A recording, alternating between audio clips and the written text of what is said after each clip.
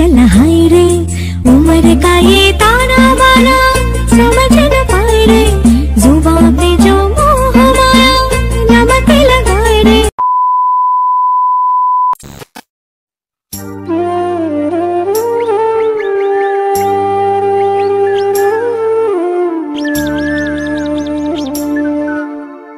Everyone good morning सबाइके and welcome back to my channel and welcome another new video. तो तोमरा सबाई केमन आछो? आशा करी अनेक अनेक भालो आछो, सुस्थ आछो। आमराओ बेश भालो आछि, सुस्थ आछि। आमार चैनेले तोमादेर सबाइके वेलकाम जानाच्छि नतुन एक भिडियोर संगे। तो एदिके देखो खूब ताड़ाताड़ी घुम थेके उठेছি, बिछानाटार अवस्था देखेই বুঝতে পারছো যে কি অবস্থা হয়ে আছে। তো গুছিয়ে নেবার আগে আমি ঘুম থেকে উঠেই আগে ছাদে যাই, তোমরা সবাই জানো কম বেশি।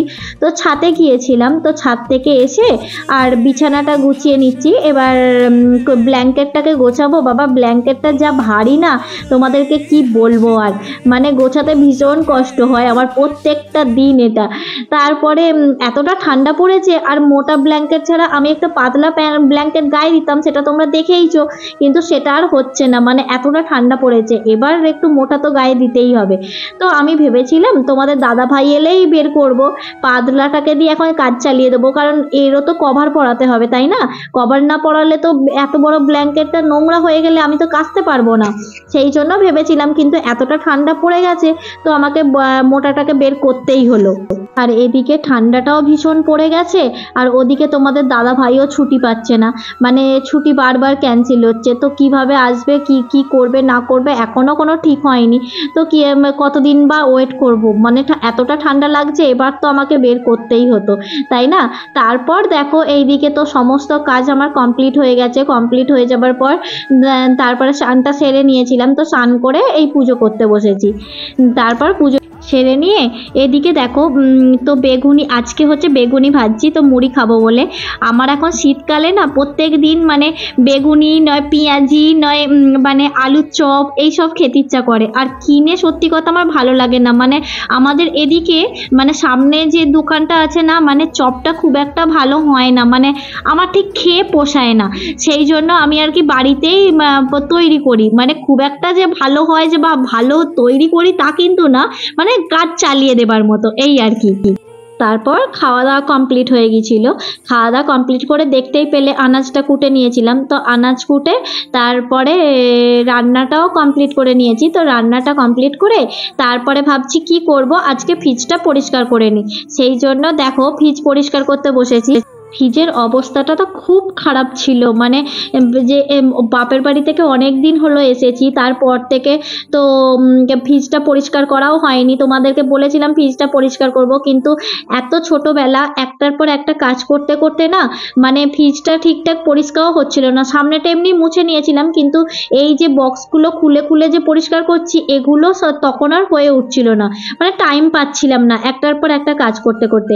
আর এদিকে দেখো ডলার বসে পড়েছে, মানে ডলার ভাবছে কি করছি বক্সগুলো খুলে খুলে।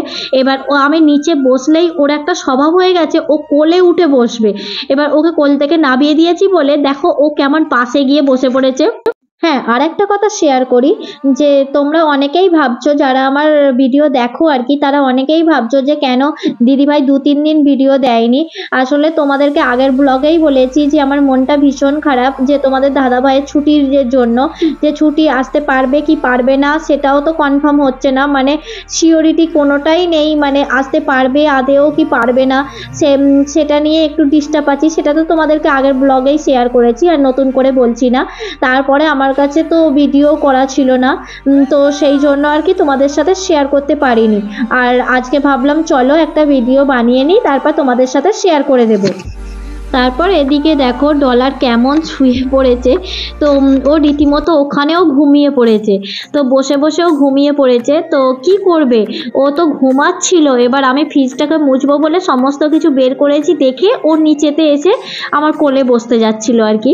তো আমার কোলে বসলে আমি কিভাবে কাজগুলো করব, ওই জন্য ওকে নামিয়ে দিতে তোমাদেরকে তো বললামই, নামিয়ে দিতেই ও কি করেছে ওখানটা শুয়ে পড়েছে। তো বসে বসে শুয়ে শুয়ে ও ঘুমিয়েও পড়লো রীতিমতো। অনেকটা দেরিও হয়ে গেছে, ওর এখনও খাওয়া খাওয়া হয়নি, প্রায় 1:30 বাজে। তো এবার এই ফ্রিজটা মুছে নিয়ে তারপরে ওকে খেতে দেবো আর কি।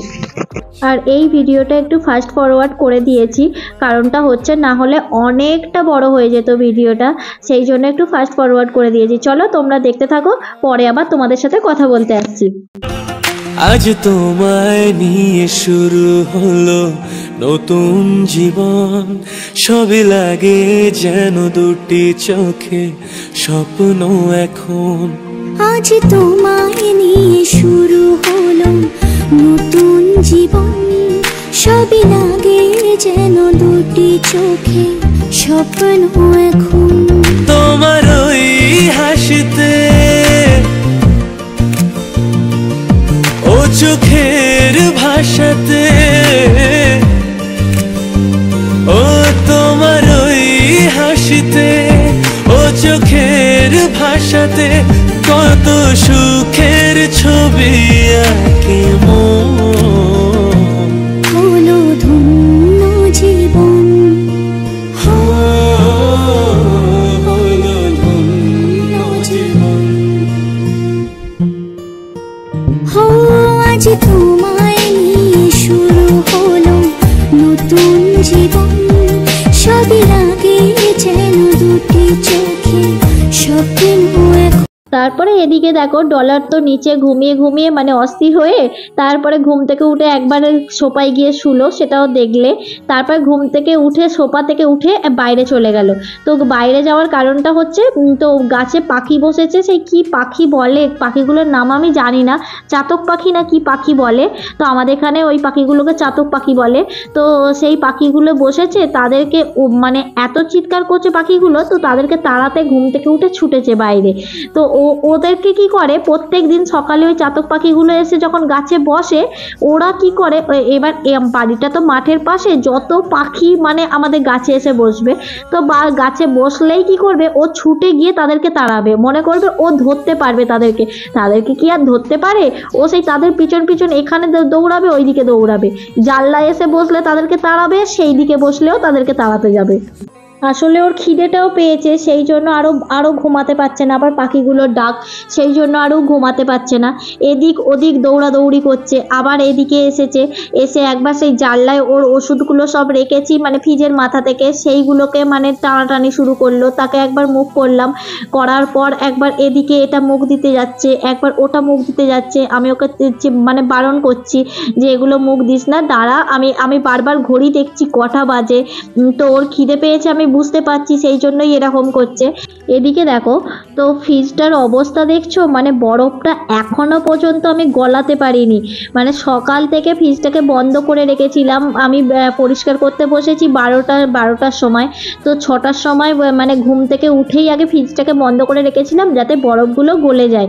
মানে আমি কিন্তু গলাতে পারলাম না, একটুখানি খালি গলেছে, তো বাদ বাকিটা গলছেই না। তো ওই যে ওপরের তাকটা না, মানে আমি কিছু রাখতেই পারি না, ডিপ ফ্রিজেতে কিছু ঢোকানোও যায় না, ডিপ ফ্রিজটা পুরো বরফ জমে এতটাই হয়ে গেছে। আসলে না আমি ফ্রিজটা কোনোদিনই বন্ধ করিনি, সেই জন্য এরকম হচ্ছে আর কি। তো একদিন মানে সারা দিন বন্ধ করে রাখতে হবে। তো প্রত্যেক দিন তো মাছ না হলে মাংস, তো ডিম এগুলো থেকেই যায়, যার ফলে না আজ ভাবছি আজকে খালি হলে আজকে মানে বন্ধ করে দেবো, এরকম রোজ ভাবি, কিন্তু কোনো দিনই হয়ে ওঠে না, যার ফলে বরফগুলো আর গলতে চায় না। তো দেখা যাক একদিন কি করব। একদিন ভেবেইছি সারা দিন ফ্রিজটাকে মানে আগের দিন থেকেই বন্ধ করে রাখবো, দেখবো গলছে কিনা, মানে বরফটা গলছে কিনা। তো দেখো এদিকে সমস্ত কিছু আমার ক্লিন করা হয়ে গেল। তো ক্লিন করার পর তারপর এদিকে যা যা ছিল সব কিছু গুছিয়ে তুলে দিলাম। তো তুলে দেবার পর এই বাইরেটা ক্লিন করে নিচ্ছি, বাইরেটা ভালো করে ক্লিন করে নিয়ে তারপরে যা যা ছিল গুছিয়ে তুলে দেব। আর এদিকে ডলার দেখো মানে কি করছে, এবার ও তো দেখতেই পাচ্ছে এবার ওর খাবার টাইম থেকে অনেকটা দেরি হয়ে যাচ্ছে, সেই জন্য আর কি এবার টানাটানি শুরু করেছে রীতিমতো। তারপর ফ্রিজের মাথায় যা যা ছিল সমস্ত কিছু একটা একটা করে গুছিয়ে দেব। প্রথমে এই টুয়ালেটা পেতে দিলাম, এটা ফ্রিজের মাথায় পাতাই থাকে, সেটা তোমরা দেখেছো, যদি কেউ লক্ষ্য করে থাকো নিশ্চয়ই দেখেছো। তারপরে এদিকে আর কি যা যা ছিল গুছিয়ে আর কি রেখে দেব। আর হ্যাঁ, তার মাঝে না আমি আর ডলার দুজন মিলে খাওয়া দাওয়াটা কমপ্লিট করে নিয়েছিলাম, কারণ অনেকটা দেরি হয়ে গেছে, প্রায় 2টো বেজে গেছে, সেই জন্য আর কি খাওয়া দাওয়াটা কমপ্লিট করে নিয়েছি। তো করে নেবার পর তারপরে সব গুছিয়ে তুলছি। আর আমার 2টো গাছও আছে, তো সেই 2টো গাছও ফ্রিজের মাথায় রাখি আর কি। দেখো, এটা হচ্ছে লাকি বাম্বু, সবাই চেনো। আর একটা আছে, সেটা হচ্ছে মানি প্ল্যান্ট। তারপরে খাওয়া দাওয়ার পর ঘুমিয়ে পড়েছিলাম, ঘুম থেকে উঠে এই দেখো এগ রোল বানাচ্ছি। চলো আজকের মতো ব্লগটা এখানেই শেষ করলাম। ব্লগটি দেখে যদি ভালো লেগে থাকে লাইক করো, শেয়ার করো। কি আসবে না সে